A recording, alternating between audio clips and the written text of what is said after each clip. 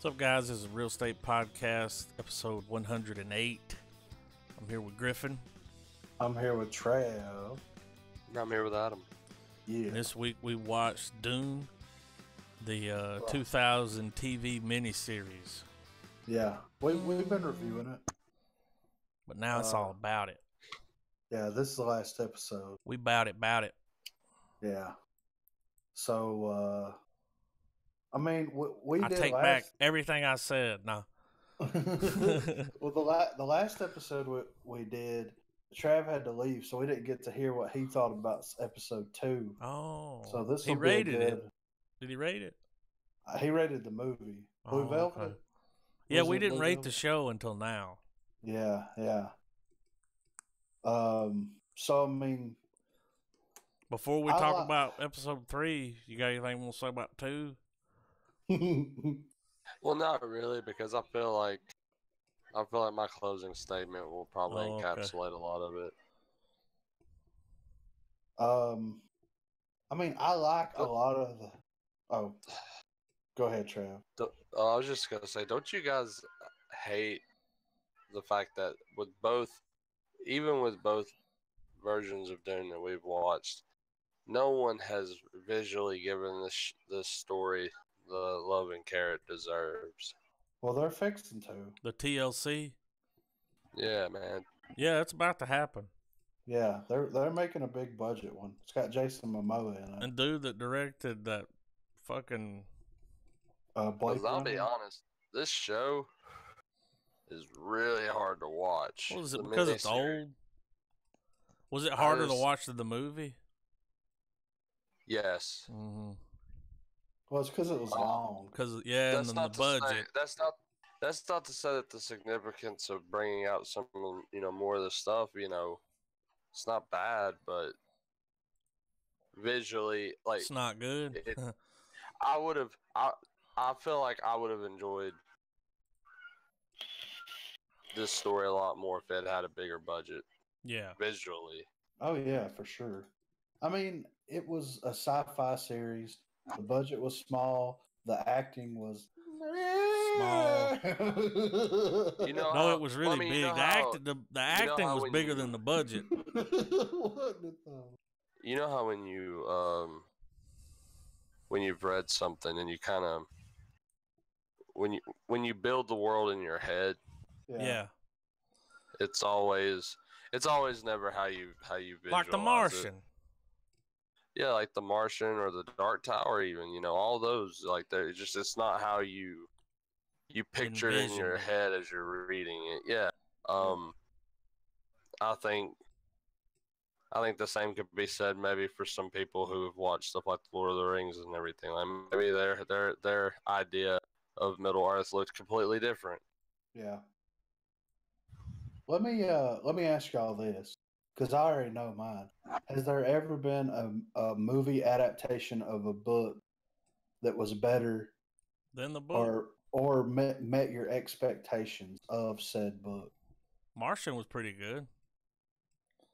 Well, not as good as the book, but yeah. The only two movies that I enjoyed that I felt were as close to the book as the movie industry would allow is probably American Psycho and Hellraiser. Oh, yeah.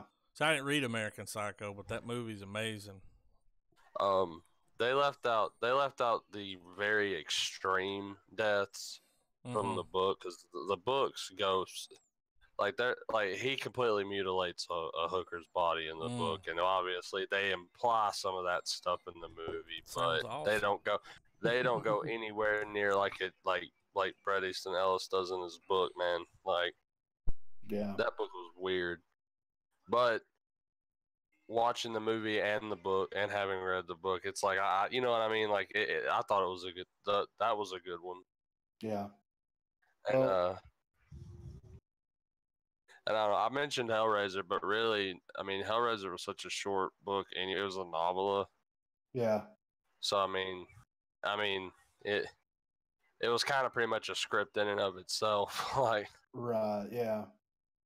Well, and that's the same thing I would have to say for mine too. Like, I like the movie better for Fight Club. Fight Club is really good. Well, they took everything that was good about the book and they changed things for the better. You know what I'm saying?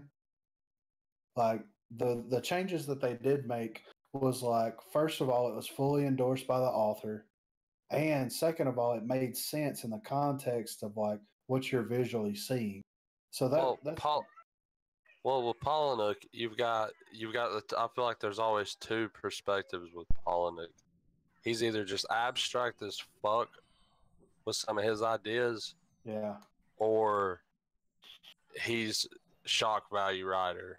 yeah, for sure. I mean, he has really. I mean, I like his books, but I do too. but I know But that perspective's there. well, the thing about his books though is you're right, the shock value. When he gets down to like, he's a really good writer of like human condition. You know what I mean? Mm-hmm. Yeah. Like when he stays in that comfort zone, like is that where he shines? yeah, because like the struggles that the characters themselves go through in his books are amazing. It's all the other stuff that focus around that, like Survivor or Snuff. Like when you read those books, like the characters, and he makes them so real, it really tunes you into them.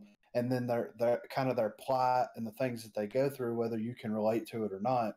But Yeah. like the shock, Choke and Survivor are probably my two favorites Well, of him. sometimes you gotta change shit, like Lawnmower Man. yeah, yeah. Choke. Did you watch the Choke movie, Trav? Yeah. What did you think about the movie book adaptation? I think the movie needed to be a little bit longer. It needed to explore his relationship with his mom a little bit more. Yeah. Because that was where that book really shined. Like his mom fucked him up so bad. Right. It did stick more to just, oh, look at how funny his situation is. Yeah. I mean, like being a sex addict and going to like, these sex. Oh, addiction. I saw that movie. Yeah, it's got Sam Rockwell in it. Yeah. Pretty good movie. Yeah, but the book like is what, because like I said, crazy as fuck. Yeah, because it really dives deep into like the whole like they think that he's the reincarnation of, or he is the cloning of Christ. Like they get really deep into all that stuff. It's weird. Yeah, that's what the thing is with in the book. Like his mom has a diary, and that chick is like translating the diary for him, and finds out that like she was artificially inseminated. Well, she was artificially inseminated with someone took the DNA of Christ and used that to artificially. Now, that wasn't in the movie, was it? Kinda, but it didn't go as in depth as the. They're like, we'll just brush up against it. We don't want to go too far.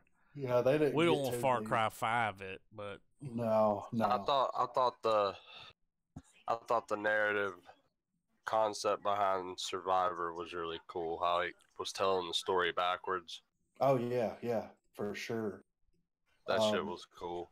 Yeah, I mean all his, and I always thought that Haunted would make a really good like limited series, having all these different, because it's like Canterbury Tales in a big way. You know what I'm saying? Did you ever read Stranger Than Fiction? No. That was a weird one. I never read it, but like I read an excerpt of it, but it was just weird. It was about like this traveling like this traveling sex show, pretty much. It's the same movie. It was just really yeah. But no, I think that Fight Club is one of those books that and movie adaptations that I really like. And there's others that I like, but for different reasons, like The Shining. I like Kubrick's vision of it, but whenever you read the book, there's so much going on in the mind of the main character with all the things that he's done in his past, it really makes you wonder if the supernatural things that are happening are real, or if it's just like manifesting itself. You know what I'm saying? Like it's Yeah. it's hard. It's hard. And Dune was a good, almost to a certain extent, it was a good reference point here, where it's hard to like translate the human condition in 2 hours. You know what I'm saying? Yeah. You really need something a little bit more long form. But I think like Dune 3 episodes was okay. I think they could have cut it down into 2 hour and a half Yeah. episodes and got the point across. But I think that there's a lot of adaptations. Even Lord of the Rings. I think Lord of the Rings, if it was like a 3 season to 5 season series and Yeah. adapted it correctly, I think it would be amazing. But the last episode was had a lot of chuffa. Oh yeah, for sure. Like more chuffa than the other two. Yeah. Like I felt like they were like they ran at. They were like, let's just put it in there. You know, like, it's got to be an hour and a half. Yeah. Well, and not only that, but like it builds up to that fight, and the fight was cool, like the battle against the capital or whatever. But I mean, at the end of the day, it was kind of underwhelming. Like I can see what a big budget would do with this. Anticlimactic. Yeah, because it's an epic fight, but like you don't really see much. It focuses a lot on the emperor or whatever, whatever the fuck his name Spank is. You Greenwall. Yeah. He was my favorite character. Oh, the actual emperor. I've seen him in like the guy with the short gray hair. Yeah. With the purple shit on. Mm-hmm. Here's my biggest question. We must take his water. Yeah, he's been unconscious for like 4 minutes. We must take his water. Yeah, like fuck that. Give him a minute to fucking wake up. Yeah, come on, man. Take a little napski. Well, here's my question. Okay, episode 2 ends with the mother drinking the water of life, right? So, and then in the next episode, his eyes are blue, which implies that he drank the water of life as well, right? But we didn't see it. We didn't see his freak out. But he goes back to the temple and drinks the water of life, and that's what puts him in the coma. Mm-hmm. So, am I misunderstanding this? Like, if he drank the water of life once, he should be fine to drink it a second time. I think that was the first time he drank it, though, right? So, when his mom drank the water of life, he got the blue eye? Maybe because, it's because it's a kid. Yeah. Because it's connected. You remember how whenever you drink it, everyone else that's had it and is tied to it, they can feel it? Yeah, like her mom felt it. Yeah. So, and they're all women. You're only supposed to have girls. Yeah. So that's why he could feel it, because he's a part of that. Like, well, if she was the Baron's daughter, why didn't the Baron feel it? Makes sense. I'm just asking questions here. You know what I'm saying? Like, you think that because the mother felt it, like her mother felt it, obviously, and you would think that like anybody connected with you, if he was the one that received the blue eyes, that even the Baron, being a maniacal piece of shit that he is, would still be like, something strange is fucking rolling over here. Yeah, like I can feel I got heartburn, indigestion. You know what I'm saying? Stomach diarrhea. I think probably switching gears, I guess, a little. One of the craziest things about Dune, especially with the book, is the metaphor of the whole Middle Eastern. Yeah. Like, it's so blatantly obvious. And what's crazy is it seems even more relevant in, like, today. Yeah, it does. Like. Yeah. Very Arabic. What do y'all mean, Middle Eastern? What are you talking about? Like, they were basically, like living, in the sands, kind of like, Indians. Mm-hmm. Like not not feather Indians. The other kind, the one that do the. Well, I mean, well, you can tell there's Islamic influence throughout the story. Yeah. Yeah, it's a different set of Indians there. It's just crazy how a book that came out long ago is still is relevant. Even with movies that are as old as these are now, Yeah. have a it's they still have some sort of relevance. Yeah. Well, I think that the story Dune itself will have, and it's kind of proved it. It's almost a timeless, Wait, this book is 54 years old. Yeah. And it's like, whoa, they were having problems then? Yeah. Whoa, bro. Yeah. But, I mean, the story itself is interesting. But I like the way that they, in the second episode, like in the movie, whenever Paul shows up, he basically starts running the show, takes over. It took a little while to build up here. Like, yeah, which was something they trained him. They should have done that in the movie. Yeah, like they trained him. He didn't turn around and was like, "I got this like voice gun." Yeah, well, in the movie, he just steps off that little ship and he's a badass. It's like, dude, we've seen you have one shield fight. Yeah, and it was awful. Yeah, we don't know what you're. We don't know what you can do. Right. But you know what? Who needs a gear up montage? Let's just start the shit off right out the gate. I feel like there's a lot of backstory that we should have gotten as well. You know what I'm saying? Like, yeah. How big is this book? Is it a big book? Nah. Not really. It's like what? Probably 500 to 700 2 or 3 pages. sittings you can finish it. I'm a slow reader. Well, that's where that's probably up to the reader. Is only it a because hard man, read? yes, yeah. Long and drawn out. Kind of sounds like the show. Yeah. I mean, hey, what do you expect? Yeah. Isn't the book? Don't the book comes with like a index or like a?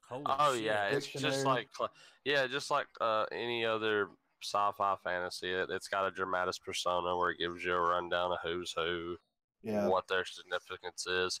The list. Even like sometimes there'll be even like characters they only have like maybe a page of dialogue all throughout the book. And they still give them something there. Yeah, like yes. And there's I can't remember. Has a whole page. I can't remember what book it was, but they had one where it was like so and so, keeper of secrets, and I swear, I never remember. Don't think there was ever a moment where they came across this guy. He was there in the third scene, second episode. He's standing in the back, holding. He was the guy that handed the character the parchment and ran off into the shadows. Oh my god. That's all it was. Let's talk about like the Space Force guy and the way he was, the one with the pointy hat, and the way he was like, Dude, listen, I swear to God, if a group of those motherfuckers herded around in like some like swampy like forest, grayscale it out, you got a Doom metal cover. Yeah, for real. You know what they look like? You know what those guys look like for real? They look like the fucking stuff of nightmares, man. Well, they look like the villagers from Minecraft. Oh my god. Do they not? Yeah. I mean, they have the hats and everything. Anyway, I just read online that Frank Herbert dabbled in mushrooms. Oh, that makes sense. He was about the spice, Yeah. That's one thing. Like supposed to be heroin, or well, think about this: in the Middle East, what's the big export? Opium. Yeah. Yeah. So that's the spice, It's got to be the spice, dude. These dudes are straight hooked on it. It's got to be the spice. Milk of the poppy. Yeah. What about like? All right, the movie ends with, him like taking over Arrakis, and then a very brutal uprising. Yeah, and then like he makes it start raining. And this one, he was like, "Arrakis is mine." And then it started raining. That's all he had to say the whole time. No. And then they just roll in on those sandworms, and I really wish Rain and safe word. I wish Rain and Blood was playing. I want to mash up some time of that. Rain and Spice. And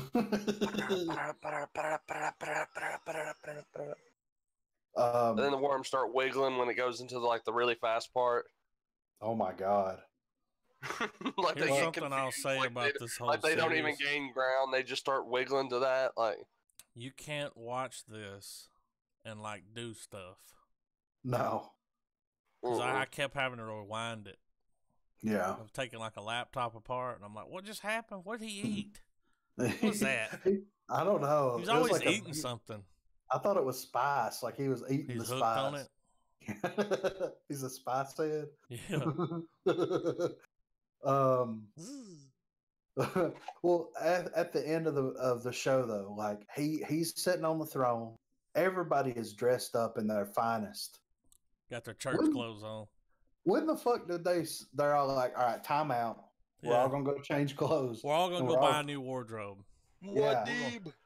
Yeah. We're gonna trade in our fucking water suits. And everybody was dressed up. The Emperor was dressed their up. sand snorkeling outfit. Well, it was like the end of that Star Wars movie when they bring out have a big ceremony.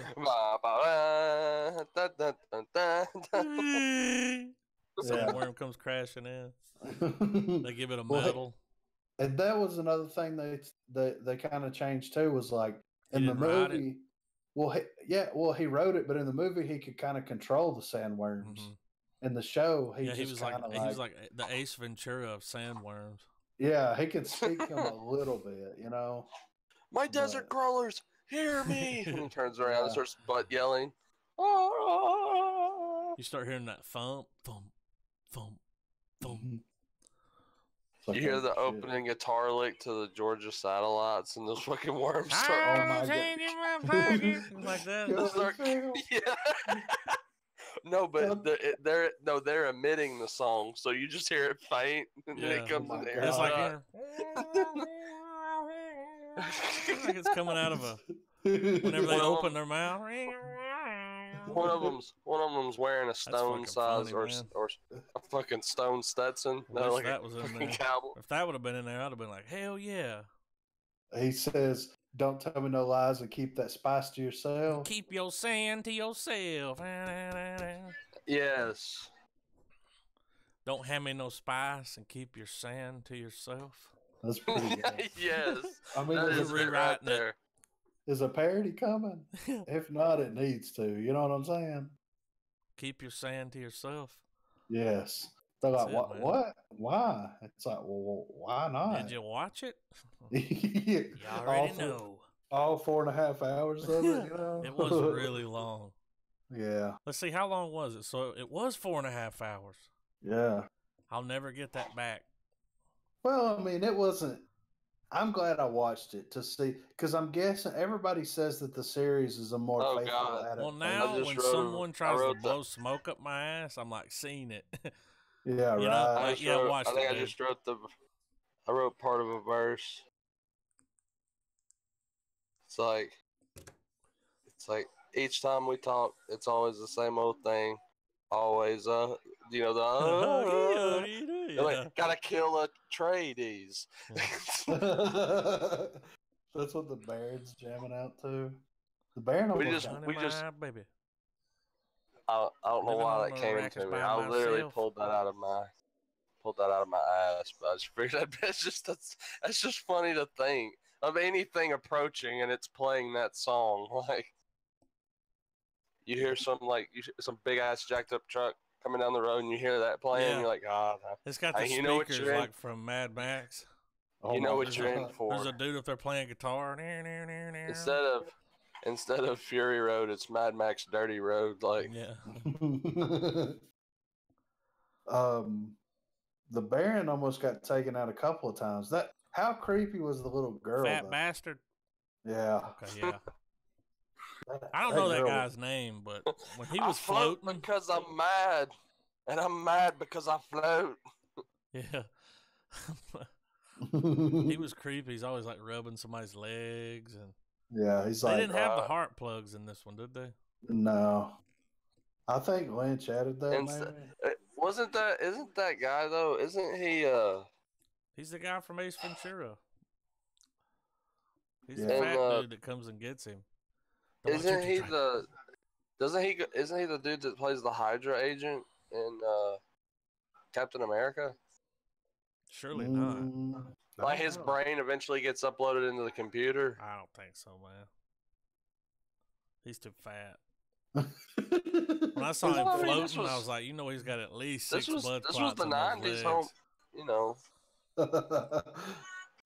No way. They probably just these two actors are coming to mind, and I can't draw their names. I know y'all would know who I'm talking about because you've seen they're in fucking almost everything. Let me see. Like they have probably they are probably the most extensive supporting actor ever. All right, his name is Ian McNeice.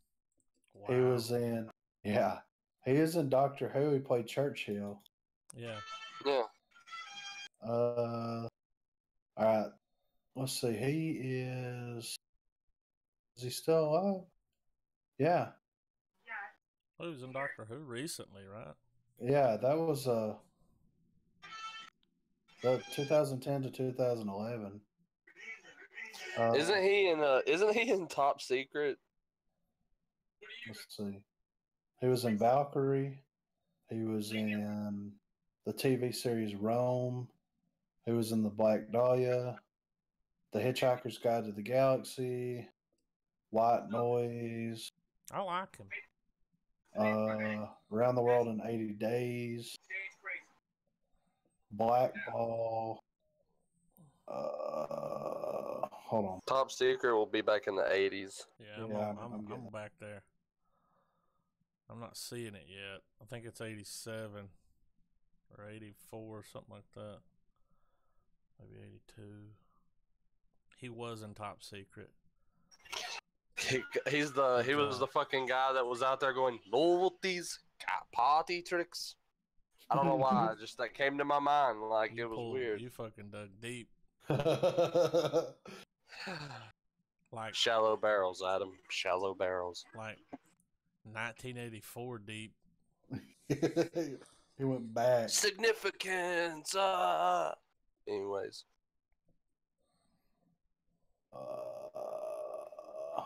Let's see. I'm trying to. He was good though. He's in a lot of TV stuff. Every time I see him, I'm just like Ace Ventura. Yeah, right. Watch it to trap. He's like, "What's this made out of? Guano." What's that? It sounds familiar. What's that? It sounds familiar. He's in a movie called The House of Screaming Death. Let's see what this is. Wow. This is about. The House of Screaming Death is echoing the distinctive and much celebrated great British Gothic horror films of the 60s and 70s. The House of Screaming Death will uphold their successful traditions with the telling of 4 tales of terror, all told by the mysterious architect. I think he plays the architect. That's cool. Might be worth a Google, you know? Worth a Google.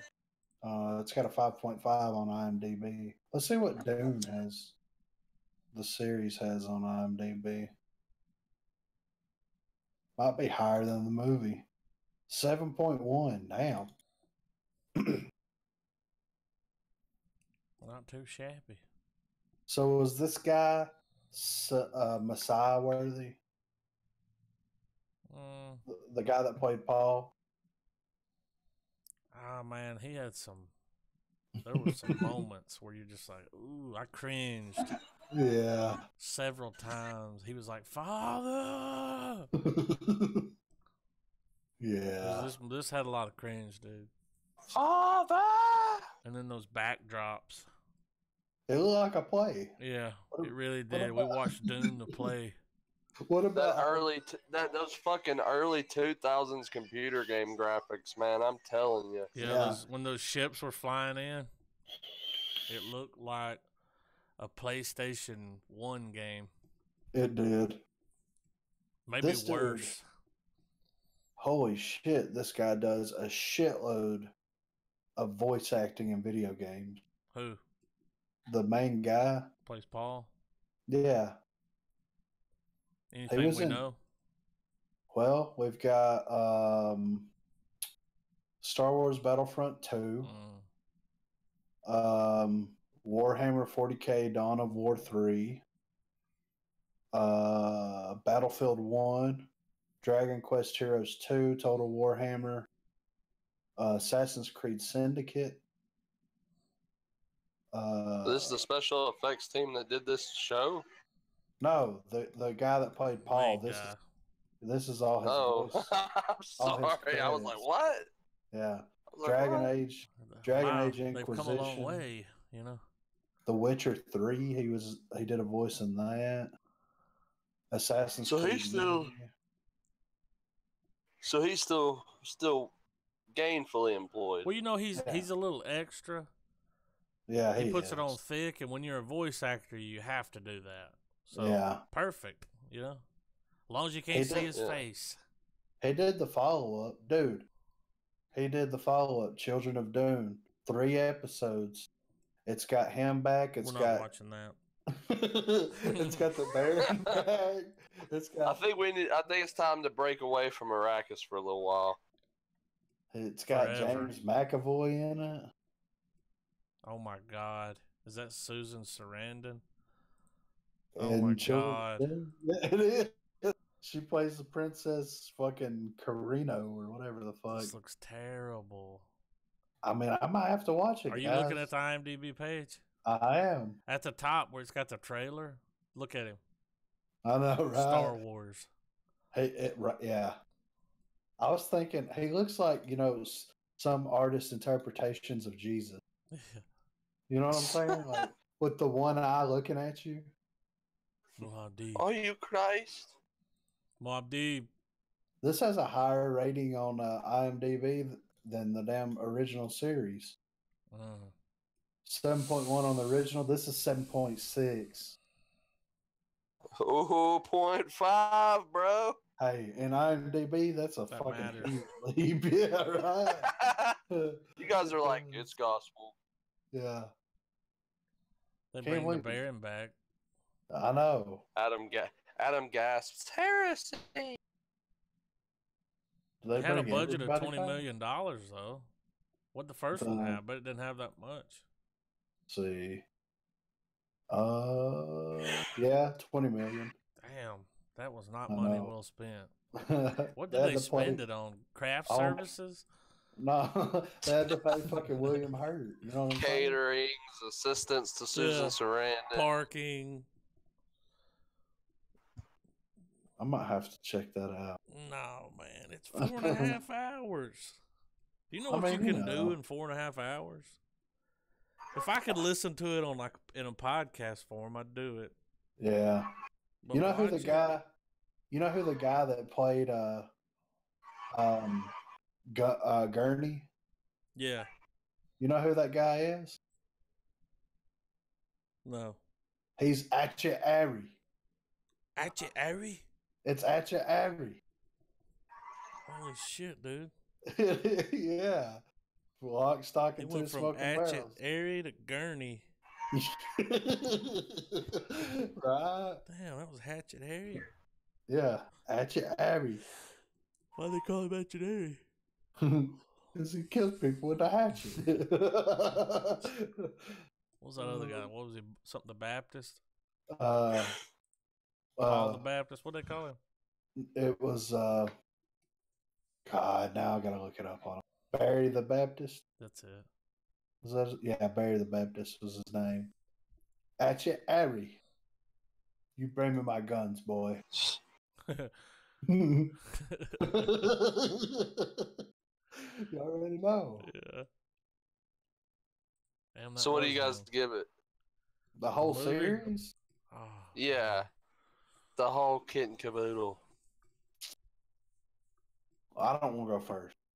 Me either. Not it. I'll go first then. I mean, on the whole, do I see myself watching this again anytime soon? No. I mean, I've seen it. I'm ready for like a bigger budget. Done that. Yeah, like I'm ready for a bigger budget, you know. But I did enjoy it. I enjoyed the overacting. I enjoyed the shitty special effects. I mean, it was kind of like watching a shitty like 80s sci-fi movie, Yeah, it's exactly what it was like. which I enjoy doing anyway. So it kind of like harkened back to that. It was good. The Baron was crazy as fuck, which I enjoyed. I think actually there liked was that other Baron from the movie more. the crazy ass Baron. Because he was just like, I mean, when he's floating around, he's like, ah! Like, this guy didn't go far enough. No, well, he kind of held it back a little bit. A little bit. They were like, taper that Baron down. His plan was to get the Emperor of the universe to Arrakis so that him and his nephew could kill him and have all the spice so that he could become the Emperor. Control the universe. But, like, Backfire. do we really think he's capable of something like that? We know he wasn't. I mean, really. So. Well, there's some spoiler alerts because we watched the movie. Yeah. So I knew it was going to happen. Yeah. But we did get more backstory. Oh, yeah. But, yeah, I mean, I enjoyed it, man. I don't know if it's full star worthy. I'm going to give it like I'm going to give it 3/4 of a star because I really did enjoy it. Like, I like all the You get a hearty half or no star or full star. It's a hearty half, dude. Yeah, I'll give it the half. I liked it though, man. Like I did. I could see like if we had a real estate. Well, no, we got to put the movie in there. I was gonna say if we had a real estate film festival, needed to kill some time, but hell, we got Blue Velvet. 4.5 hours. Yeah, people would leave.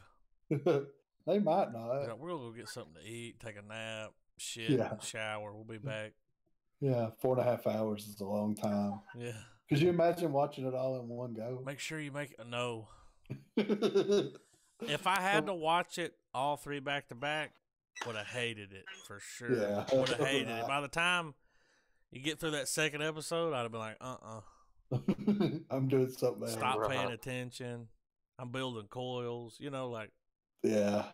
That's the real way to get rid of people. Don't put this in. Yeah, don't put the Mighty Boosh in. It's not that long. Yeah, I promise. Why are there 3 tapes? Yeah, don't worry about it. I'd be so interested from cut this on. Just cut this on and start cleaning your house. Don't leave. Yeah, you won't worry about sitting down and watching it. Yeah, right. They will leave. But you sucker them into thinking that you're gonna sit there and watch it too. You're like, hey, let's watch this. It's pretty good. You get past the credits, then you get up and you're like, all right, I gotta do something real quick. I'll be back in 4.5 hours. Yeah. Then you just start cleaning, like you start in the kitchen. That way they can kind of get invested. Acid and make them watch it. Yeah, those eyes. I thought you were about to say. I thought you were about to say I like to give them ass before they watch it. Yeah. Enjoy. Watch a movie. But yeah, I give it the half star, man. It's all the way around a half. Travis probably gonna give it no star. I think you're the one that told us to watch it. He tell us to watch this? I don't know. I don't remember. I think Travis. I think you said. I think I remember. Hang on. Let me dig through his filing cabinet. Yeah. Because it's a little more faithful to the, Yeah. Yeah. The source content. I'm gonna give it a half. Not even a hearty half. Just a half. Just a drooping ass half, like a flaccid half. Give it a flaccid half. Right. Wasn't that bad, but was it better than the movie? Was it better than the movie? It's different enough. It's real different. The movie was crazy. Yeah, the movie was all David Lynch was like, give him a heart plug. And it's like, why? That's not in the fucking book, dude. Is it in the book? Heart plugs. He was all about that heart plug. Could you imagine if he directed this and he had 4.5 hours? Oh, he had $20 million. Yeah. Shit, he spent how much? $200 million on the first one? Yeah. A ridiculous amount of money. I give it a half. No, I want a streamlined $20 million movie I didn't hate by it. David Lynch. Don't see myself watching it. I own it. But Yeah. that's just it. It'll look good next to the other one when it comes out, you know? Yeah. Collect the whole set. But I didn't hate it like 100%. To me, the last episode's where it started to like kinda lose its shine, you know? Yeah. I was just like, what? It's just, you know. Yeah. I don't know. But then you got to remember you're watching a TV show. Right. It feels like a movie. Yeah. But it's a TV show. Now, if it was 2000, in the year 2000, I was watching this on Syfy, it'd be right at home. Yeah, it'd be all right, right? But when the movie from fucking 84, was it 84? Yeah. Has better graphics than the fucking TV show from 2000. Yeah. It did look like a play, though. I would watch the play. I would Not too. a 4-hour play. There's got to be an intermission. You got to let's go to the bathroom or something. Right. But I want it to be a play like all British actors. Yeah. Bring the Baron back. Bring the BTB. Yeah, bring the Baron back. What would Baron do? Wow. He'd pull their heart plugs. Half star. I enjoyed it. So Travis about to shit on it. Yeah, what you got, I know Travis? what's coming. No, I'm coming from left field, guys. I give it a full star. Oh my god! Listen, dude, and here's why. It's kind of sappy, man. The nostalgia factor of this whole Sci-fi little three TV well, shows. Yeah, man, because this comes from the era, man, or at least for me when I was a kid, that this would be something your channel surfing on a weekend evening. And I just remember watching a lot of sci-fi shows with my dad and stuff. I can't tell you how many times I walked through your living room back in the day and Sci-Fi was on the fucking TV. Almost later in the evening, and nighttime, almost every time it was Sci-Fi. And I mean, dude, and on the days that it was just me and Pop chilling, man, I'd probably be sitting in there watching it with him. So this is from that era where you watched it. My mom would have been like, turn that gay shit off. So I didn't get that. I remember being a kid watching The Next Generation with Dad, and they would be advertising that this was going to come on. Like, I remember it. And I remember like when it came, like, we watched it as it came on and everything. And,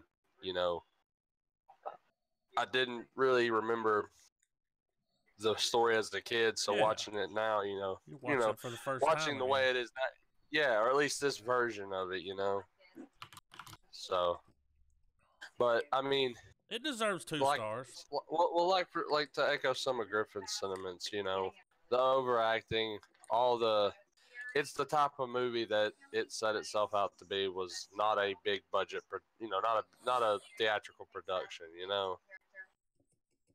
Yeah. And it nailed what it went for in its own way, I think. Oh yeah. For the year that it came out, it definitely captured the scope as best as it could. It's a total wreck. No, it's a total wreck, man. Like the movies or the shows you can't turn away. Yeah, you can't. And you see it through, and you form memories with the people that you watched it with, and that's kind of why it gets such a. Oh yeah. Why it gets a full star from me. I get it. If I had watched it back in the day, did you see it back then? Yeah. Was this the first time you'd watched it? No. What do you mean, like? Have you seen it before? Damn.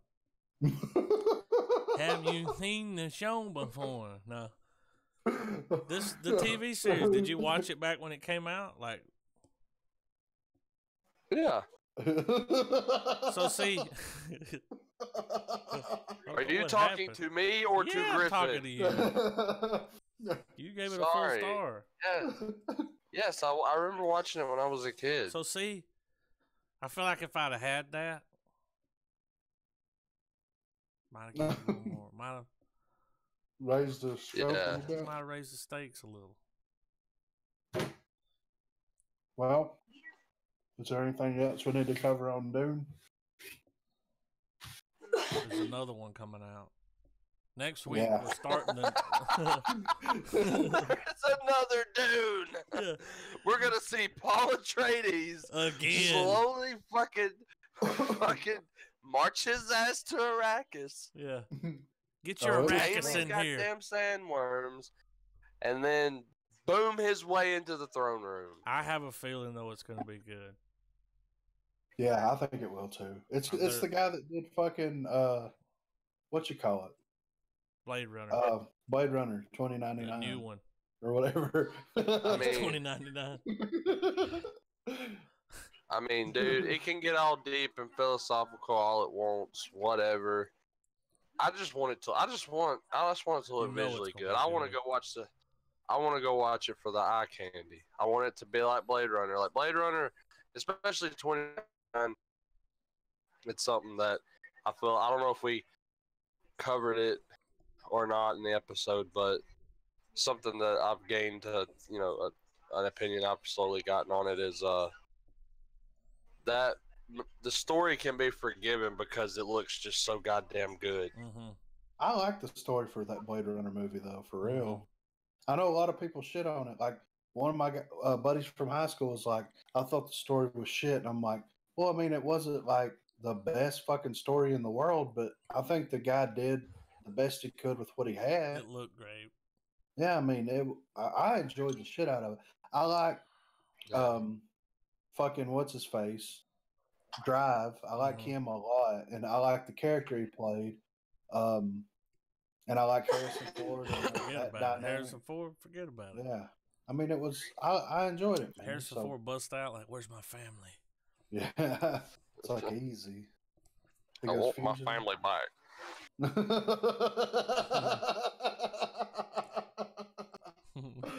All right, so we got some. Y'all know that's one of the best fucking skits ever from Family Guy. Really? I wasn't ready for it, dude. Holy shit. So you know who's back in action, right? Hulk Hogan.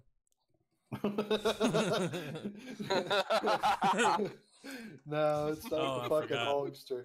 Yeah. They're making a Hulk Hogan biopic. I'll watch Swear the to shit God. out of it. Is it so it's not a documentary, right? No, a movie. Dude, who's gonna play fucking Hulk Hogan? I don't know, Hulk Hogan. No, I know. No, wait. I know about this. You know who's gonna play him? Who? Chris Hemsworth. No, he's not. Look it real? up. Hold on. Look it up. Damn, this is gonna be a fucking legit movie then. I work with some wrestling fans, and they dropped that shit on me. Thor's playing the Hulk, man. Yeah, Weird world. Yeah, Chris Hemsworth is tagged, directed by Todd Phillips. What? Yeah. We've got more news on him. That Joker movie must be fucking great for him to get that shit. We're going to give you a Hulk movie. See what you can do with it. We're going to let you do all the weird shit that everyone's too scared to do, like a Hulk Hogan film. I didn't realize it was tied to that. I would have connected it to Joker news. We'll get back to that in a minute. Whoa, who's coming? What you got? Oh, I don't think we talked about it. If we did, just correct me. But James Gunn is back as the director for Guardians of the Galaxy 3. We didn't talk about that. He is. Yeah, and they're going to let him make the next one. He's also doing the Justice League. He's still tagged on to do DC's Suicide Squad 2. Well, they're rebooting it, I think. They're probably so he's getting to. I think he's gonna have a whole. I think he's gonna have all new characters. Well, Idris Elba's taking the role of Will Smith. Like they're recasting people and shit. So he's the new Deadshot. Yeah, there's pictures of Which him. is a pretty cool idea. Yeah. Who's so they're gonna? Who's what now? Idris Elba's the new Deadshot. Down with it. Yeah, I mean, that's who they should have picked the first time. Yeah, I mean, I like Will Smith, but you know. You know, they're still going to make a Joker movie with what's his name. Well, I mean, I liked his Joker though. I did too. We didn't get much. Well, I mean, what we saw of it. Yeah, they didn't really give us enough to form an opinion. Well, here's the thing. He's still contracted as the Joker. He's gonna get a standalone movie. It's still in the pipeline. I'm fine. He's still gonna be the Joker that ties in with the DC universe. Yeah. I just want to see him laying there in his little knife circle. You know how long it took? Can you think about this? No. Production staff. What was the? Had to position those knives in a circle, like 1,000 of them. What's that fucking word you were saying earlier? It's just a Joker. Yes, it has him in the knife circle, just saying that. Just repeating it to himself over and over again. Fucking Post Malone grill. Oh, he's got the Crocs on. All I'm saying is that a Paul Wall grill? Because if it ain't, I ain't fucking with it. Fucking Paul Wall. Before we get to Joker news, I do want to say that I went and watched Captain Marvel on the honeymoon. Yeah, we didn't do an episode last week because I got married. That's right. We just got married, guys. Yeah. Give us a Griffin one shot on Captain Marvel and just let that be the. To accurately rate it, I need to watch it again. But because he just got married, you know, like. Well, I mean, the theater was really nice. They had recliners, so you know, I was. So you were like, "I love you. I love this. I love what's on the screen." Yeah, I mean, you know. Wait, what happened? Right. So the does she time travel? No, she doesn't time travel. Better than Black Panther. Not as good as Ant-Man. It was a good origin story. They really drive home the woman power thing, but not. I don't think they did it to the extent that like Wonder Woman really did it. But I mean, she's a badass. Would you group Captain Marvel in the Earthbound heroes, or would you say they're keeping her cosmic? Oh, they're keeping her cosmic for sure, dude. Like she just kind of accidentally happens upon Earth, and she's here doing the story with Nick Fury. She likes the weather.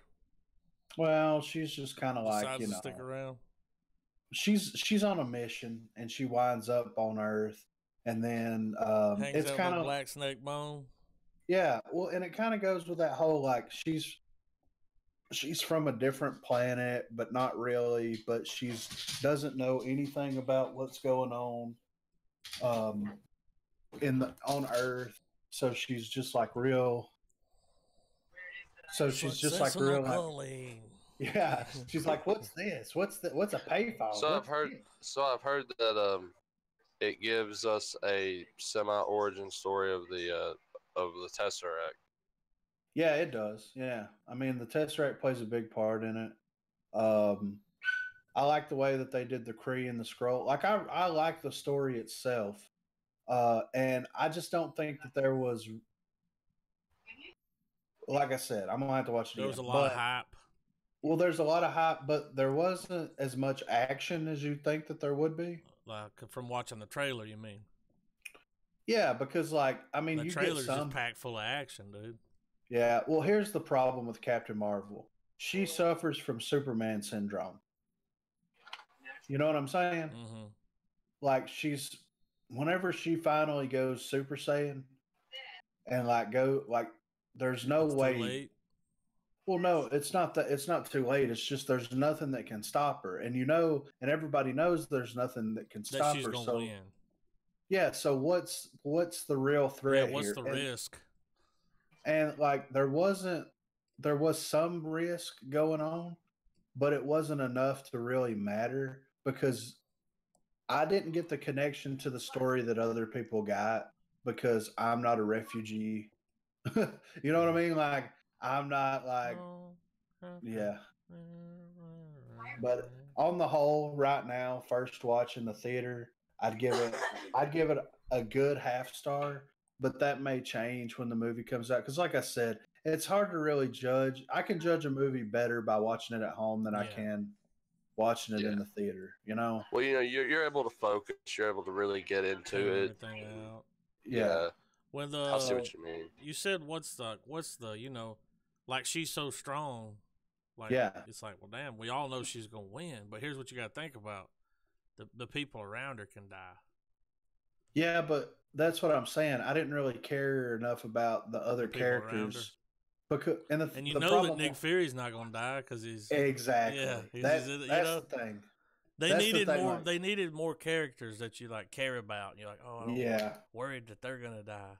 Yeah, because like, you know, like her story, and I don't want to give much away, but like she's from Earth, and then some shit happens, and she winds up on the home world, and they're training her and all this, and she winds up back on Earth, and then she doesn't really care about the people on Earth, even whenever she finally realizes. Does she think she's better than them? No, not that. It's just like she's on a mission. Like she's one of those people. She's on a mission from God.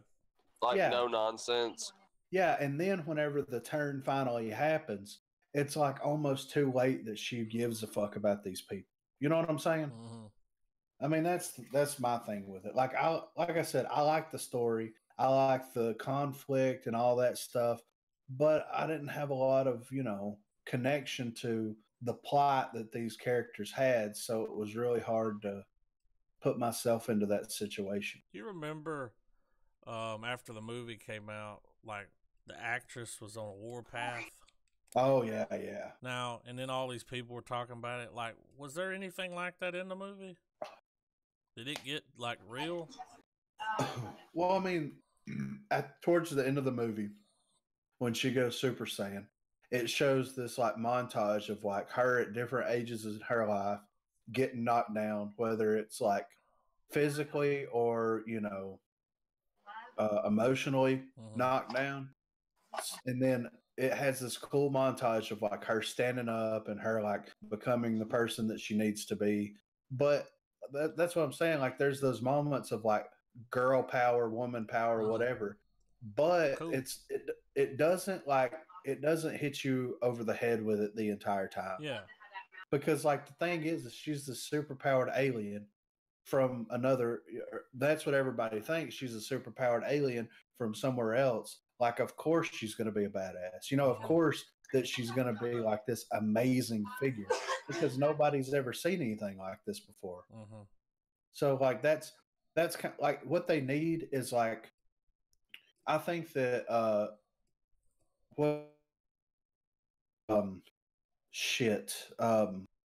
Scarlett Johansson, Black Widow. I think Black Widow would have a better girl power story because she doesn't have any powers. She's just an average woman that kicks ass. You know what I'm saying? She's like Batman. I think that would hold more of that than this particular story. I get it. But like I said, I'm a white fucking middle-aged male. Yeah, what do you know? Yeah, and it's like, and I'm not against it. I'm not. But at the same time, like, it doesn't affect me like it affects some people. Didn't hit you in the feels. Not really. And like I said, she's so powerful. It's hard to really like, to be like, oh, she's getting back up. Well, no fucking shit. She can fly and like disintegrate shit with her fucking hands. Like, of course. You know what I'm saying? Like, of course she's getting back up, Yeah. If you had those powers, you would too. Yeah. I mean, come on. But like I said, it's worth a watch. One thing that was, it takes place in like 95, and all the songs that they had in there from the 90s was all female fronted band, like No Doubt, stuff like stuff like that. They do. What was that? Don't go chasing waterfalls. No, I'm just playing. No, they didn't do that. What's that? What's going on? And I said, hey. No, should have been in there. Oh my god. So did I you see said, the hey. Kevin Smith Yes, thing? I did. Was it And cool? that was amazing. Yeah, that was really cool. They said they had a hard time making because he looked rough. They said did he look bad? Well, he's only on screen for like a Just second. for a second. He's just like, hey, he's got that Kevin thing in Smith, front. Excelsior. Well, he's got the script in front of his face. It So says you can't see him, Mallrats. yeah. And she pulls the page, like the book down, like the script book, and he's like, hey, and he pulls I it was back reading up. that. Yeah, I mean, it happens so fast that you don't really, How cool was that? I'm so glad they did. Because, dude, who has championed for these movies more than Kevin Smith? He cries every trailer. Yeah, I like even more so than like Kevin Feige. You know what I'm saying? Like he champions for this, even the bad ones. Like he's like, just think about it. 20 years ago or 10 years ago, we didn't have any comic book movies, and the ones that we did have were fucking awful. So that's why, like, I'm not poo pooing the movie. Like, it was nowhere near as bad as fucking Wonder Woman. I'm just gonna say that. I can't wait to see more of the Kree and the Skrull and all that stuff. Was the credit scene good? Yes. Do you want me to tell you what it was? Was the credit scene better than the movie? No, it wasn't. I mean, I don't care to know. If Travis doesn't want to know, you don't have to say. I don't mind. I don't mind. Fill me in. So the credit scene, the first credit scene was the spoiler alert. Yeah. It's Captain America and Black Widow and the Hulk. Not the Hulk, but what's his face? Bruce Banner. And I think Rhodey was there. And they have this like chamber thing that has that beeper, the Nick Fury beeper from the end of and it's in this chamber thing, and they've got it hardwired into this big ass computer. And they're trying to like locate him or something. Yeah. Oh, and then so if he's like in some kind of like, if he's been banished to the fucking land of Nod, they can track him down. No, they're trying to get a hold of whoever's on the other end of that beeper because they don't know. And the beeper goes off, and they're like, "What happened?" They're like, "Maybe the battery ran dead." And they're like, "Well, the battery can't run dead because it's been hardwired into this like power supply or whatever." And they're like, "Well, let's get in there and open it up." And one of them turns around, and she's standing behind them, and she's like, "Where's Fury?" And that's the end. Like that's the end of the post credit scene. So that's how it ties into the Avengers. So the beeper was always tied to her. Yeah, like in the movie, like Fury's messaging people with the beeper. Yeah. Back, and he's like, it's a two-way beeper, all this stuff. And when she leaves, he gives her a beeper, and she does some like fucking voodoo with it to make it like a galaxy beeper, basically. So it's a sonic beeper. Yeah, sonic beeper. So is she gonna kick Thanos' ass? I mean, she can, right? Yeah, I mean, she really can. So that's why I'm kind of. It's like she's so powerful, man. It's gonna be hard.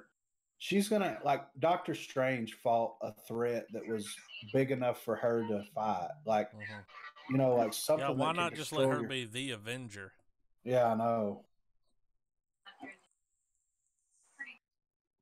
But like I said, it was decent. It wasn't my favorite standalone film, like origin story, but it wasn't bad though. Was it better than you thought it was gonna be? Yeah, really. I mean, I do want to see a sequel because like we got all the chuff out of the way. Yeah. I'm more excited about a sequel than I am, than I was about this movie. So I figured there'd be some chuffa because they brought her into the game a little late. Yeah.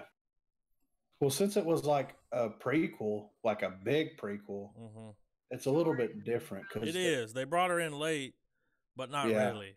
Not really. Yeah. Like she's been here since the 90s. Yeah. No one knew about her. Yeah. And it's got, what's his face from S.H.I.E.L.D. too, the one that, Colson? Yeah, he's in it too. Young Colson. Well, does the movie kind of serve also as a Nick Fury film? Oh yeah, big time. Like they explore his past. Yeah. So I mean, technically, it kind of is like Captain Marvel has been one of Fury's contingencies for a long time now. Oh yeah, he just hasn't pressed the button until the Thanos threat, you know. Mm-hmm. Yeah. And it shows him at the end, like he starts writing the Avengers Initiative.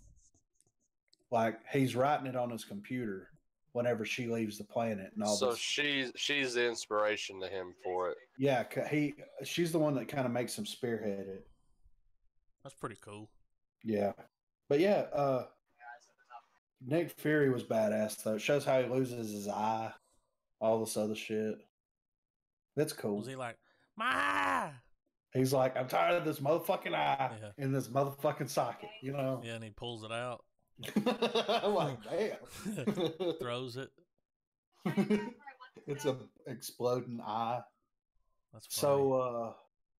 So what's the Joker news, man? I'm interested. Dude, it's like, y'all saw the trailer, right? Oh yeah, I seen it. This is happening. Yeah, and I mean, it's a real Joker movie. It had the DC logo and everything. Yeah, I know. Because at first, I wasn't too sure. Thought it might have been is a this diversion. a DC movie? Yeah. Well, I damn sure is. And the writer director of the Hangover and Due old Date. school. Yeah. It's weird. But weird choice of director, man. But well, it looks good though. It does look good. I'm still sticking with my original theory. Yeah, I'm still sticking with it. But one thing I do like is how like whatever's driving his motivations is not like his wife; it's his mom. You know what I mean? Yeah, he's taking care of her.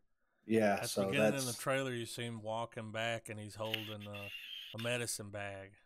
Yeah. He's taking. So I'm guessing, going out on a limb here, she's probably gonna die. You know. Oh yeah. And that's gonna, you know what I'm saying? Probably gonna die, and that's gonna kind of push him over the edge. But I also saw some stuff online, like it was interesting. Like if you'll notice in the trailer, the first time he gets beat up, and then he gets beat up on the train. Yeah. Every time he gets beat up, it's by these dudes like wearing suits and shit, like rich dudes, you know, like Wall Street guys.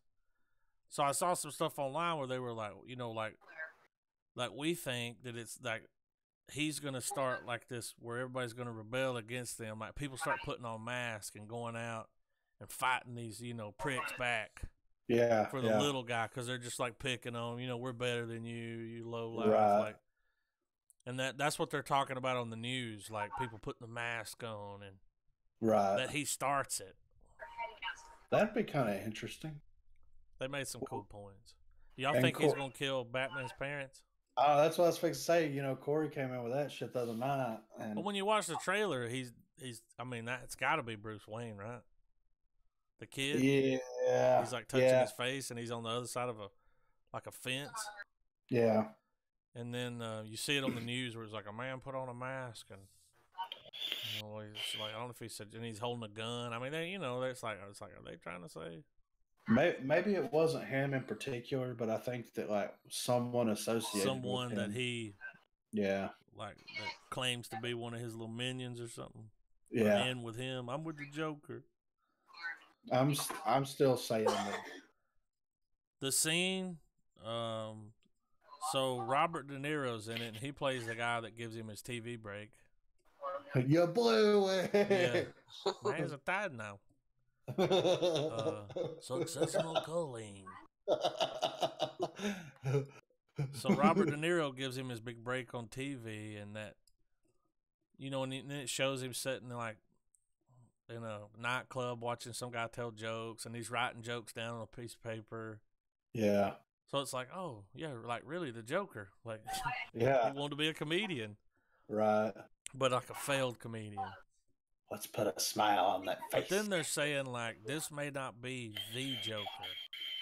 It's just a Joker. Like, because he's a lot older.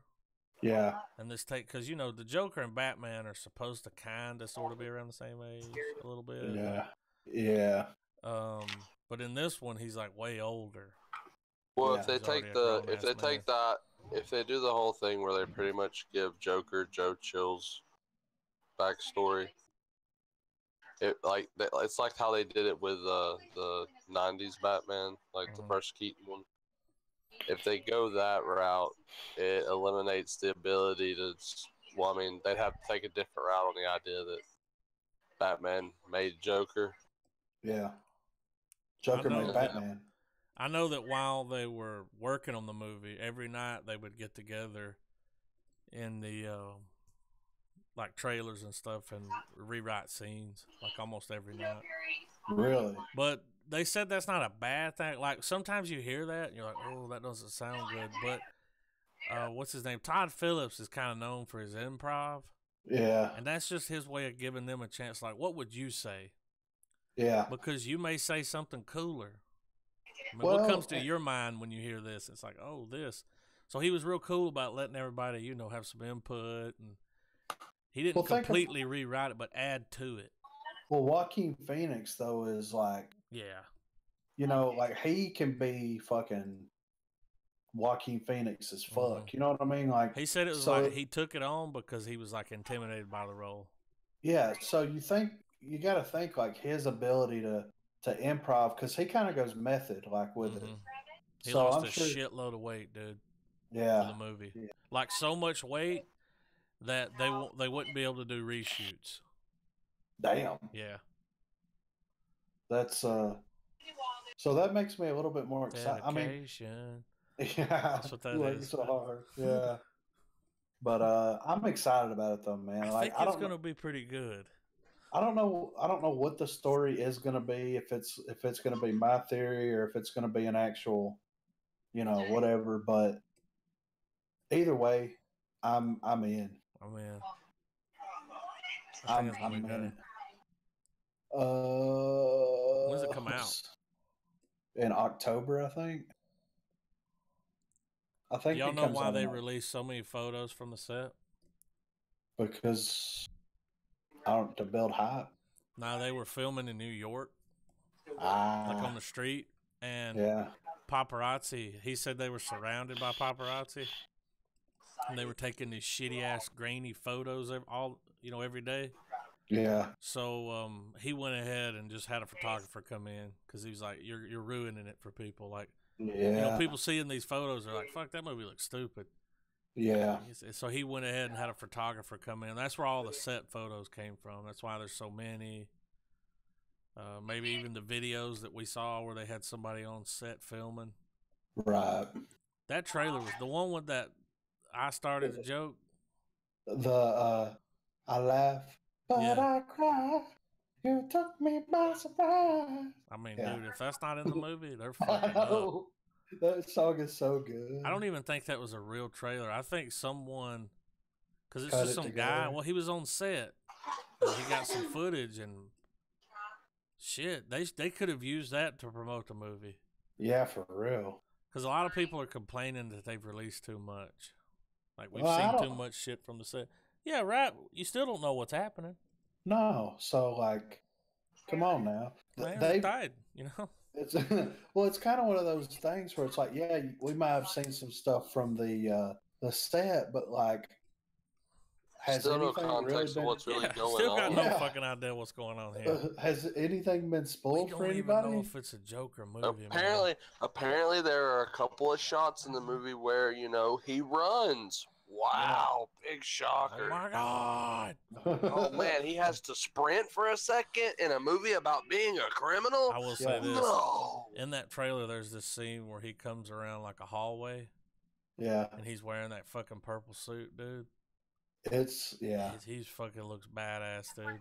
Yeah, he does. Like over the trailer, you see him change. Yeah. Tell him the thing the makeup, you were saying. Yeah, this is it right here. The new makeup has really grown on me. Like, I really enjoy it. I think it looks cool. Well, you said something about it being a little bit from all of them. Well, to me, I feel like it's a mix of all of it. Like, they have like the blue. from the '66 Batman. I don't know to like now. Yeah. Whoever was in charge of the wardrobe is on point. Classic Joker. I love his wardrobe. Brindle here can't buy any medicine for his grandmother. Whoa. And now they're talking about that online. Like now, that's the debate: is Joaquin Phoenix gonna outdo Heath Ledger? Here's the thing, dude. No, he's not. He's gonna do his own Joker. He might though. He's gonna do his own Joker. Yeah. Heath Ledger's Joker will always stand the test of time. Oh yeah. That's the only villain. It's just like the Nicholson Joker. It's the only Like, comic book they're villain all- to ever win an Oscar. They're all iconic in their own way. Exactly. So he's not gonna beat it, but he's gonna do his own Joker. Like, Yeah. we get a new Joker to look, be like, damn, that was badass. Yeah. And then a whole flood of motherfuckers dressing like him for Halloween. No, I can't wait. But let's see. There was some other stuff that I saw here. One thing I did see. Apparently, what is it? Dirty Sanchez, the production company. Yeah. D. Sanchez. Yeah, is that what it is? I think it's Dirty Sanchez. Yeah, I know you're talking about. So apparently, Will Ferrell and what's his face has parted ways. Oh, his rider buddy. Adam McKay. Okay. You know, the one that directed all the fucking that did the fucking Dick movie. Yeah, they said that because that Sherlock Holmes movie didn't do great. Dude, I read online that shit is hilarious. Yeah, I have too. Hilarious, like comments and stuff. Holmes and Watson. Like, yeah, I heard it was so funny. Here's the thing, though, like they went in and made like an Adam McKay, Will Ferrell movie. Yeah, like Step Brothers. That's not everybody's cup of tea. Well, I think the people that was because Step Brothers came out 2008. Yeah. I mean, people have kind of grown out of it. I think. Well, and then you got to think about this, like. You've got all these people out there that were like, "Oh, a Sherlock Holmes movie? Yeah, I love Sherlock Holmes." It's like, dude. And then they go and watch it, and he's like, "Put heroin in my dick hole," Yeah. There's some there's some shit in there where they're like, they go out there with it, like, like huffing farts and. I mean, it's a fucking Will Ferrell movie, Well, I mean, raunchy comedy is still a niche thing, Yeah, I've got it. I'm gonna watch it. Well, I mean, that Step Brothers movie kind of made it all kind of come together and that did it. They kind of released it 10 years too late. And they should have followed up with, because they did Talladega Nights together, then they did Step Brothers together, so they should have kept did going. it earlier. Yeah, I mean, so they took the break, and then Adam McKay went off and made all these fucking serious movies. Yeah, whatever. I mean, Big Short was good. Yeah. But Dick. Yeah. Was a real dick, Fucking Transformer. So yeah, that happened for sure. And Gary Sanchez. Yeah, Gary Dirty Sanchez. Yeah. Yeah. D. Sanchez here. So they end their partnership over this fucking movie flop, dude. Yeah. Wow. Which is crazy. Yeah, but here's the thing, like they both got can't money. Be that bad. No, I think we should, give it an honest go on the pod. I want to watch it. Yeah, I mean, why not? Let's give it its fucking just dessert. The last one. Yeah, the last Gary Sanchez movie. We haven't even seen the other ones. I mean, I've seen them. Yeah. So, Chris Nolan has cast his next film. Guess who's in it? Christoph Waltz. No, playing the lead. Young. You'll never guess, dude. I won't. No, never. Batman. What's his name? Christian Bale? Yeah. No. I don't know. Robert Pattinson. What? Which, in Robert Pattinson's defense, he's a good actor. He's a really good actor. Yeah. he needed to get rid of that stigma of bullshit Twilight. Yeah, he kind of And got he did. typecast there for a minute. Yeah, but he pulled away. Yeah, once he got away from it, because that series wrapped up like what, 10 years ago, something like that. So y'all don't want to get Griffin started on Twilight.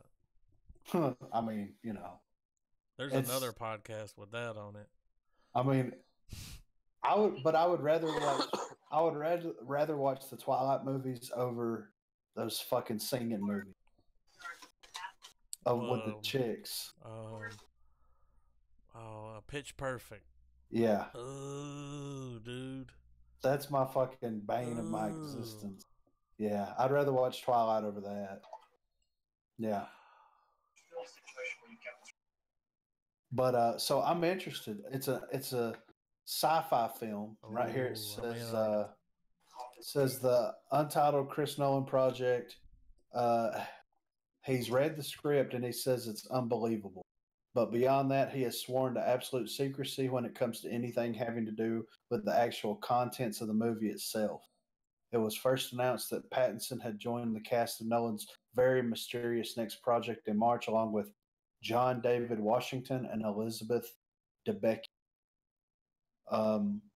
It's called High Life, which has been described as bizarre. In the new interview, with the actor was asked about his involvement. He said, "I got locked in a room to read the script. I don't have it myself.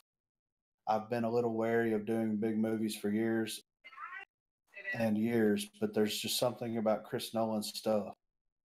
So he doesn't even have the fucking script. No, dude, they keep that shit on lock, like executive order or something like. Yeah.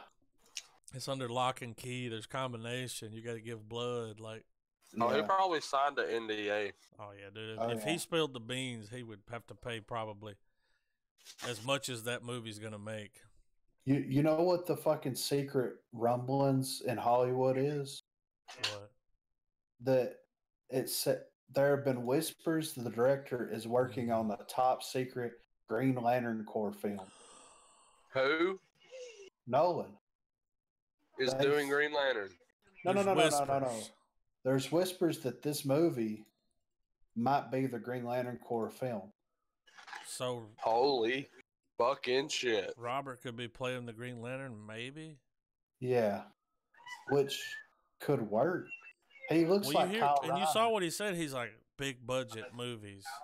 Yeah, He seems the type that if he had the right direction, he'd do great. Yeah. Oh, he's one hell of an actor. He is good. For real. Damn. Yeah. So, but that's the rumblings in Hollywood, though. That's what people are suspecting, since this is a big budget sci-fi film, and it's for Warner Brothers, that it might be Green Lantern Corps. But so Warner Brother has the Green Lantern rights? Yeah, they got the DC rights, yeah. Okay. But yeah. It's about time. I'm interested. Yeah. I mean, they reboot that shit every few years. Yeah. Rob Zombie has wrapped, or almost wrapped, the Three from Hell follow-up to The Devil's Reject. Huh? So, yeah. I've been slowly following that. But they all died. Well, did they? Did they? You're right. They got shot up, but we didn't see them die. No, I think they get kicked out of hell. Oh my God. Or they go to hell and raise hell. I'm the devil, and I'm here to do the devil's work. Right. He puts a gun in the devil's mouth. Yeah. Oh my God. That fucking speech. No. The devil's got to have that high pitched voice like you just did. Like, I'm the devil. Yeah. Welcome to hell. You can't shoot the devil. Yeah. And he's like, I'm the devil, and I'm here to do the devil's work. You can't be me. Or he replaces the devil. Well, it says here that the full plot synopsis has not been revealed. But nothing. Never mind. It says the filmmaker has provided some clues It appears the Firefly family survives the shootout from the end of The Devil's Rejects, with all three placed under arrest for their sinister crime. The trio goes on trial to face the consequences, only to presumably break free and continue the bloody carnage the Fireflies are known best for. Mama's gonna come get them out of jail. She got killed, though. Oh, did she? Oh, that's right. That dude killed her. Yeah, he like fucked her and then She's killed her. back Kinda. though. Yeah, She was Well, kicked out of hell. Yeah, for real. Dude, But I yeah, like that movie. I do too. I It's like really both of them. good. Yeah. Yeah. So Rob Zombie make one hell of a movie. yeah, When for it comes real. to original content, I'll say. I don't know about Yeah. other stuff. I got to add something that I read, guys. Idris Elba's not going to be playing Deadshot. He's not replacing Will Smith now. He's going to be a new character. So I guess Will Smith's still going to be there. That's weird. Yeah. This article was from April the 5th. Wow. So we're going to have 2 black guys? Okay. I'm just kidding. 2? That's enough, you know? Yeah. Here's another Chris Nolan, some Nolan news Yeah, here. I'm in on that. Hit me with that Nolan. The untitled Chris Nolan project will reportedly involve the time continuum. Yeah. We're on the same goddamn website Yeah, here. we are, yeah. Hey, scroll down a few more and look at this. Lindsay Lohan is pissed that they're casting somebody else as the Little Mermaid. It's like, bitch, you thought you were going to get that job? For real. Disney wouldn't touch you with a 10-foot pole. With a 10-foot dick. Yeah. You know? Disney's like, I wouldn't fuck her with your dick.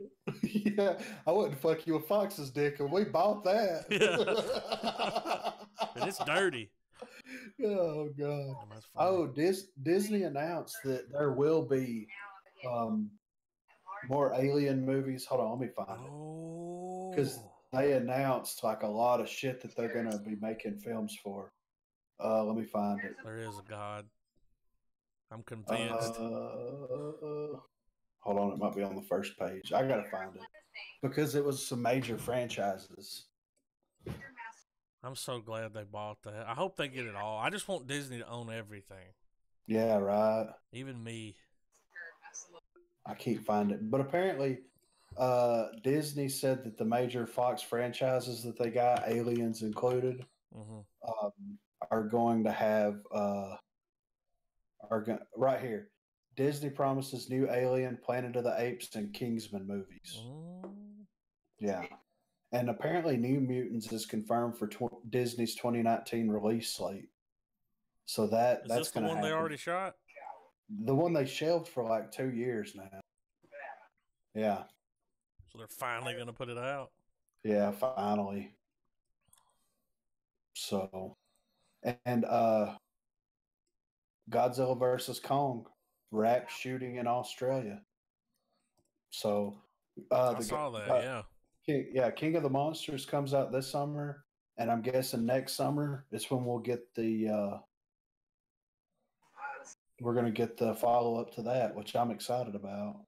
Absolutely. Oh yeah. So if you hit that next page, big news, folks. LeBron James reportedly having trouble recruiting NBA players for Space Jam 2. Nobody wants to be in it. Yeah. I will say this, while you were gone, Griffin, for those few days, they put the first episode up of the Twilight Zone. No shit. You can actually watch it, dude, on YouTube in full. Really? And who's the Indian guy from Silicon Valley? What's his name on the show? Dinesh? Yeah, he's like a comedian in it. Like the whole story's following him. He's like the main character. It's up, dude. It's like 45 minutes long. No shit. I haven't watched it. Have you watched it? No. Oh. Yeah. I want to I want to pay attention. Right. I can't wait until that and Silicon Valley. Yeah. Yeah. Let's see. I mean, there's a lot of movie news. Tobey Maguire is open to another superhero movie role. Pass. Yeah. Said no one ever. Me and Trav were talking about this Terminator movie the other day.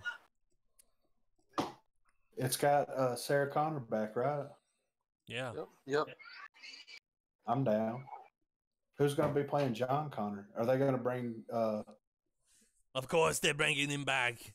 No, I was talking about the kid from Terminator 2. Like, dude, if he lost a little bit of weight, he could do it. They're not bringing him back, man. But we all think about that Top Gun hype. I mean, they're hyping Top Gun in a sizzle reel. Someone said to me the other day, I can't wait. Yeah, dude. Someone was like, I can't wait to see that Top Gun movie. Who do you think it was? They said it to you? Yeah. Was I was on the phone. No, I was on the phone with somebody, and he said, I can't wait to see that Top Gun movie. And I was like, dude, I got to go. Who was it was Chess. I'm like, what do you think's going to happen? Yeah. I'm like, dude, Goose is dead. Was it Goose that died? Yeah. Who's Maverick? That's Tom Cruise, right? Iceman is the dude that was fat. Yeah. Gary Busey, Jake Busey.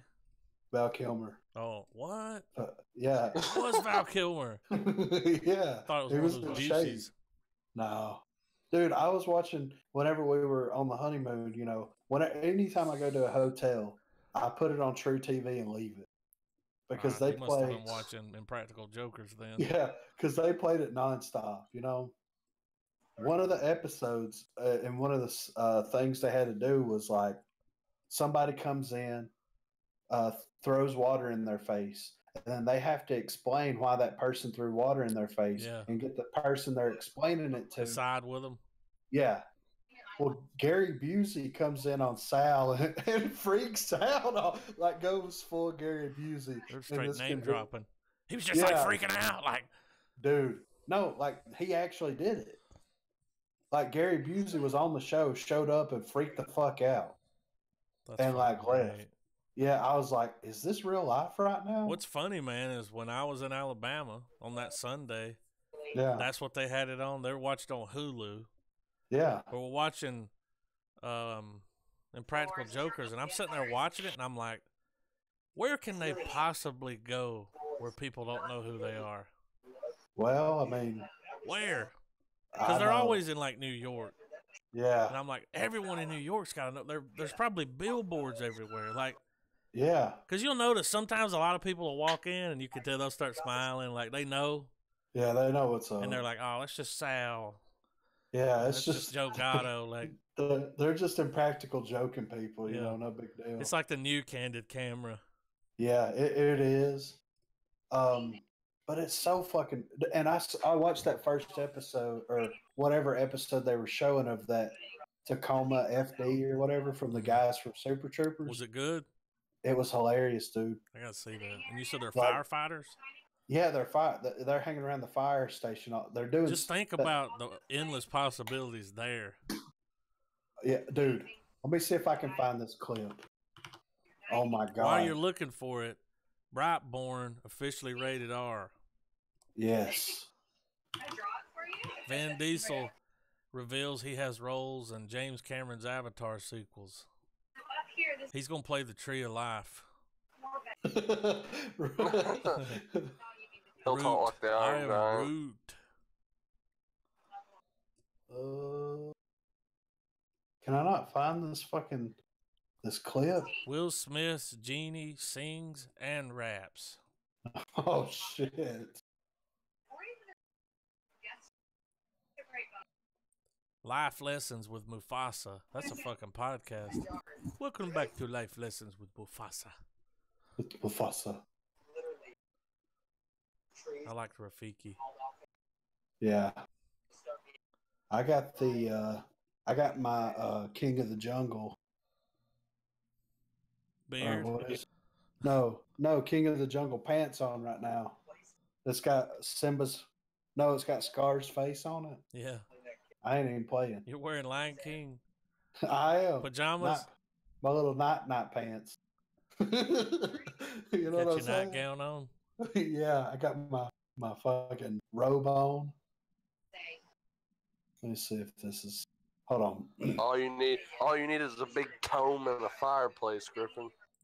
Shit, I'm ready. You know, I'll build a fireplace. Tonight's bedtime story. A successional Colleen. Yes. This is the trailer. I couldn't find that scene, but this is the trailer to that. So James Gunn is back because all the actors said we're not making it unless you bring him back, right? Yeah. Power play. Yes. How you gonna make Guardians without the Guardians? Yeah, bitch. Damn, he owes them. Yeah, for real. In a Y'all big wanna watch way. this? I do. Hold on. Is there a whole season out yet? I don't think so. Well, it started on the 28th, so. Yeah, they're just now airing it. Yeah, March the 28th. When does What We Do in the Shadows drop? Oh, soon, right? You know what It's comes getting on that Sunday? Game of fucking Thrones! Wait, are we going to go ahead and put it in rotation? I mean, we Yes. got to, right? Let's get it in rotation. I've got access to it. I've already got my weekend planned. Like He's like, I'm leaving work early, whether I gotta quit. No, I'm actually off. So like, you're gonna pop some popcorn, get some Jiffy Pop. I got a whole fucking day planned. Game of Thrones, fucking album release party. Guys, oh man, is it already out? It started on March the 27th. There's 2 episodes. We need to put that in rotation. What We Do in the Shadows. Oh, okay. Yeah, it can't. It's episode 3 premieres tomorrow night at 10 p.m. on FX. Is it on Hulu? It's FX. Probably. It's FX. Yeah. We could get it. Yeah, no big deal. We'll get it. All right, I got this. To come up if y'all ready. Y'all ready? Yeah, I'm ready. 3, 2, 1, play.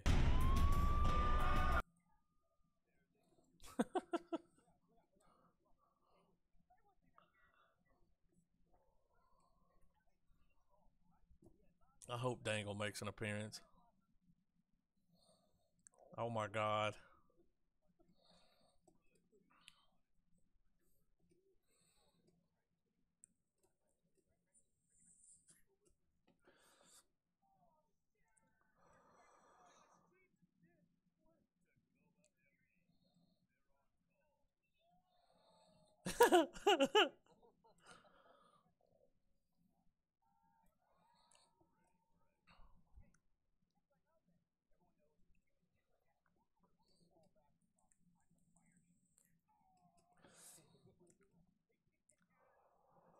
They got tit-tatted.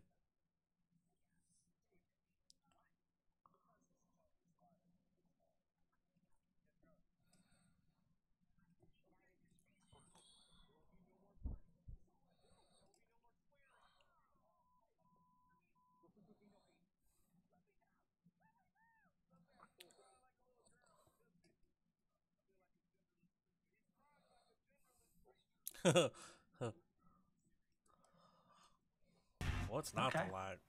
Okay. It's like a worthy pilot. Yeah, and they. You saw the whole episode? Yeah, it was funny, dude. Marino, it was even like, you gotta get this when we get back home. I'm like, Already got it.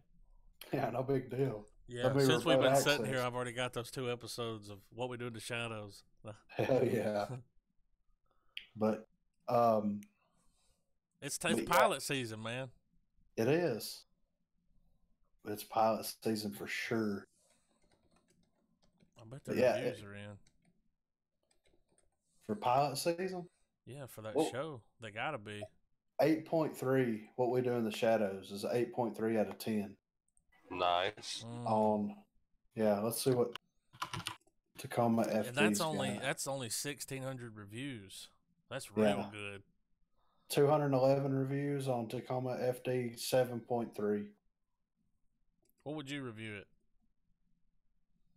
Based off the pilot? Yeah. I'd give it like a 7.5, 8. It's you can see it's where they're exactly what you think it's gonna be.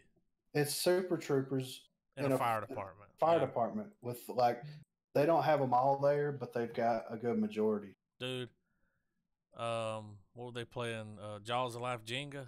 Dude, That that's was in that hilarious. episode. Yeah, it's and putting Farva in charge.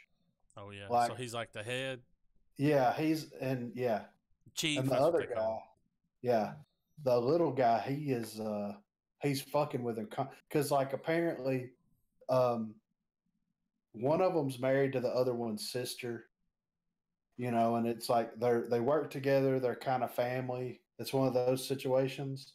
Mm-hmm. So they've been fucking with each other since they were kids, like pranking each other, and then one of them gets the the fire chief job. So I'm down. Well, has anybody got anything? Let me do that again. Cut that out. Does anybody start doing a speed rap? Does anybody got anybody? Has anybody got anything else before I hit the hay sack? I'm not seeing anything. What's the CinemaCon? I don't know, but they're talking. Yeah, They got all the deets. don't they though? They had fucking King of the Monsters footage. So everybody's dropping, like, we can't see the footage, but everyone was like, giving a description. Yeah. It's next year, March the 30th through April the 2nd. I'm just saying, if we start saving now, guys, CinemaCon in Las Vegas. I'm just saying. It's 355 days, 2 hours, and 24 minutes away, according to the website. So, are we going or? We'll go ahead and get tickets now. Yeah, right. Book my room. Apparently, It Chapter 2 had some footage there. Netflix The Irishman was there. Isn't that Disney. the Yes. Scorsese? The Scorsese movie? Yeah. Scorsese. Yeah. X-Men appear in Disney Fox sizzle reel. What? Y'all know Pet Sematary dropped, right? Yeah. What's the word on the street? I've heard people really, really liked it. That's a movie I watched like back in the day when it came out, and it fucked me up a little bit, because I'm like, I don't know, like 6 or 5, and I just remember he's like, I want to play with mommy, play with daddy, now play with you. And then him hiding under the bed and cutting that dude's leg. Yeah, right. Creepy Pet Cemetery remake will likely keep you up at night. Was it worth it though? That's the real question. Fucking Stephen King's like, let me check my bank account. Yeah. It was totally worth it. Yeah. It's got 11,000 reviews. It's got a 6.3. I'll allow it. That don't mean nothing. Yeah. That's usually on par with most horror. Matt Greenberg did the script. He did Halloween H2O, Seventh Son, 1408, Ring of Fire. 1408 was okay. He's got a really short movie list. Big Brass Ring, he did that one. I don't think was that a porno? It's like a documentary or something. Big Brass Ring, like a cock ring. Yeah, you already know. We'll see. Yeah, we will. I'll watch it. Yeah, that I'm cat down. looks fucking creepy. I'm DTW. Down to watch? I'm down to watch. It's got John Lithgow in it. Apparently, Helen Mirren said, "Fuck Netflix." Really? Who the fuck is she? It's an actress from back in the day. No, I know. Oh, you mean like who the fuck is she? Like, yeah. I thought you were. Yeah. I'm like, well, basically,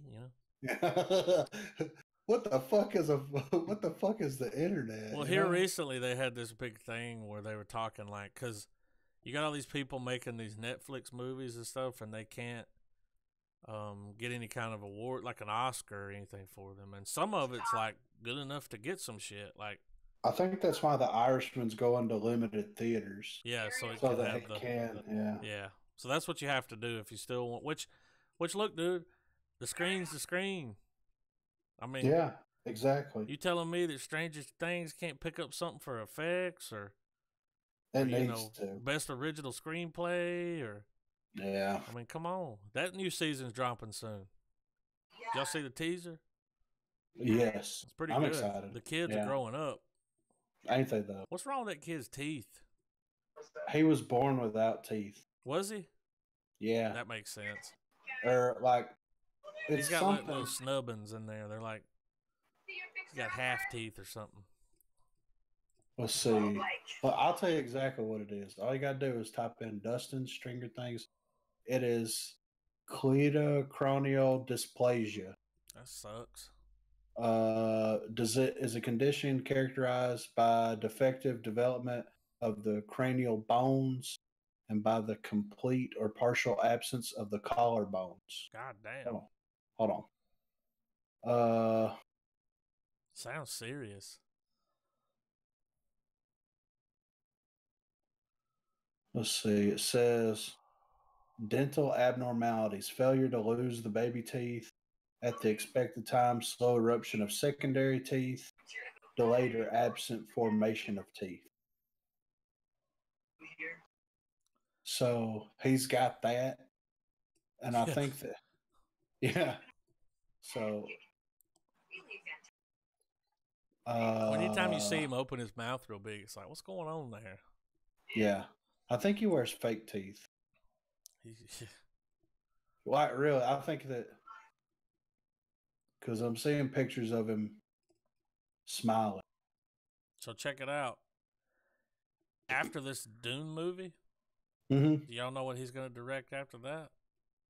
I don't know. Cloverfield 4. No shit. Yeah, dude, it's been announced. Wow. And I'm guessing that's going to be I mean, you know, as soon as he's done filming Dune, he's going to start Cloverfield 4. Hell so yeah. we're thinking theatrical release with that. Who owns that now? Was that in Fox? That wasn't Fox, was it? No. I think doesn't Abrams' company own the rights to it? Okay. That's why it got released on Netflix. Yes. That's right. Yeah. Bad Robot. Speaking of that, what are we going to watch next week? I don't know what's up. What y'all want to see? Is there anything new out? There's a lot of stuff new out. Let's see what we got. I'm going to pull up some new. You look on there, and I'll go look over here. Okay. Because there's a difference between new and new. You know what I'm saying? Yeah, I know. Well, I mean, we've got Glasses out.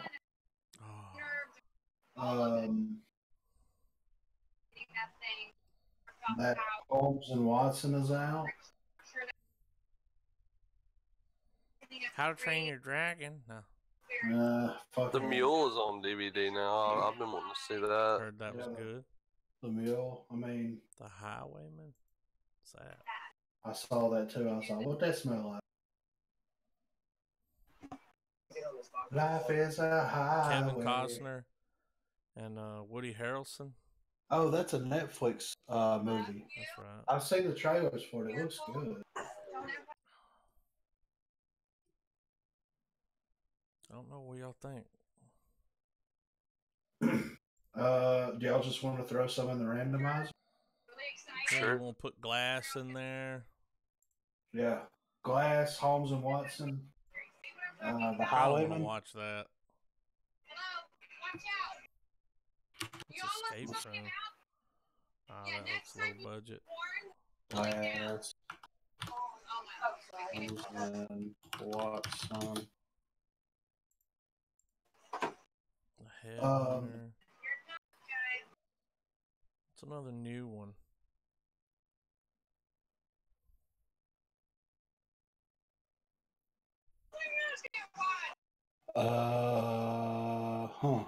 Seemed like something else big came out. Oh, we can put the Mule on there. Yeah. I mean, Travis just said it, and I was like, wait a minute. What did Travis say? All right. How many times we hitting it? 3. All right. 1. Well, if it's 4 movies, hit 4. Oh, it's only 3. I just put 3 in there. Oh. 1, 2, 3. Holmes and Watson won it. What's the rest? What's the other order? The Mule and Glass. Yeah, we can just throw those in there like that. Okay. I mean, I won't see them all. I don't have. Where's my fucking 8-pan?